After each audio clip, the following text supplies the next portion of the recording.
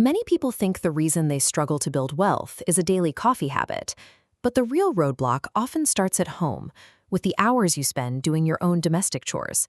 By the end of this video, I will show you a mathematical rule that completely changes how you value your day. Look at this diagram. It shows how our brains react when we feel stressed or stuck at work, a feeling psychologists call a threat. To repair our confidence, we often buy high-status physical goods to feel a sense of power again. This is called compensatory consumption.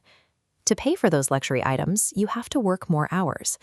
As you see on the diagram, that extra labor causes severe time poverty and daily stress, which loops back to that initial feeling of being stuck. You are now locked in a cycle. Chasing the appearance of wealth traps you in a self-inflicted cycle of endless work. By filling your life with things to look successful, you become financially vulnerable and permanently short on time. This trap is most obvious on Saturdays. A typical weekend is spent grocery shopping, cleaning the house, and doing yard work. People often accept this exhaustion because they believe they are being disciplined with their money. During the week, these same people often talk about how swamped or busy they are. They use a packed schedule as a status symbol to signal to others that they are important and in demand. The personally executing all these manual tasks places a hard ceiling on your income. This is linear labor, a simple trade where 1 hour of effort only ever equals a small, fixed amount of value.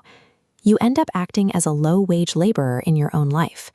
Saving small amounts of cash through manual chores builds a direct barrier to your future wealth.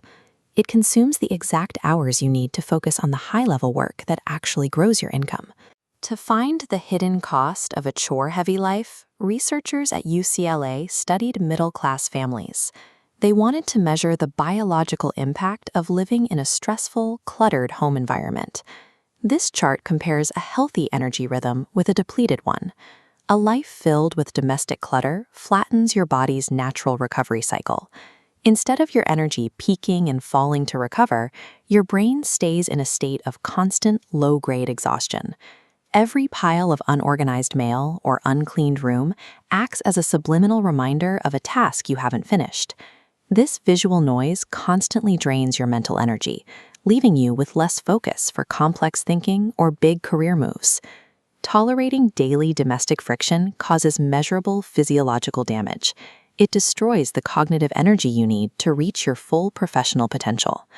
High earners operate on a different set of rules. While most people see a crowded calendar as a sign of success, the truly wealthy view it as a sign of inefficiency. They work hard to keep their schedules as empty as possible. An experiment with working adults in Vancouver proved the value of this mindset.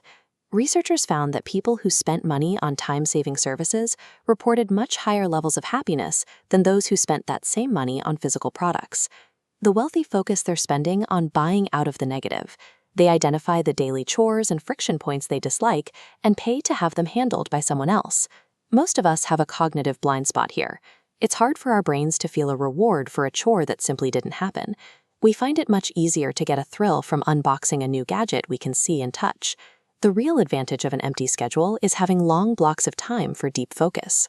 This allows for non-linear leverage, tasks like building a system or learning a specialized skill, where 1 hour of work can pay you back for years. Buying back your time is a calculated investment. It keeps your mental battery charged, so you are ready to make high-stakes decisions when they matter most. Escaping the trap requires more than just willpower. You need to apply a strict mathematical rule to every decision you make during the day. Entrepreneurs like Naval Ravikant value their time far higher than what they currently earn. They use a target number to decide what gets their attention. This is the formula. You pick an aspirational hourly rate, for example, $500 an hour. If the cost to pay someone else to do a task is less than that rate, you outsource it immediately. Sticking to this math forces you to treat mental energy as a scarce and valuable resource. Behaving this way is the first step toward actually building long-term wealth. To start, stop using physical possessions as a way to prove your success to others.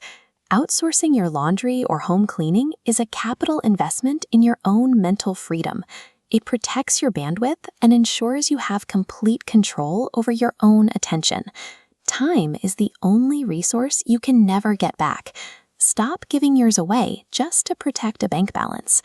Stop buying things to look rich and start buying your time back so you can actually become rich.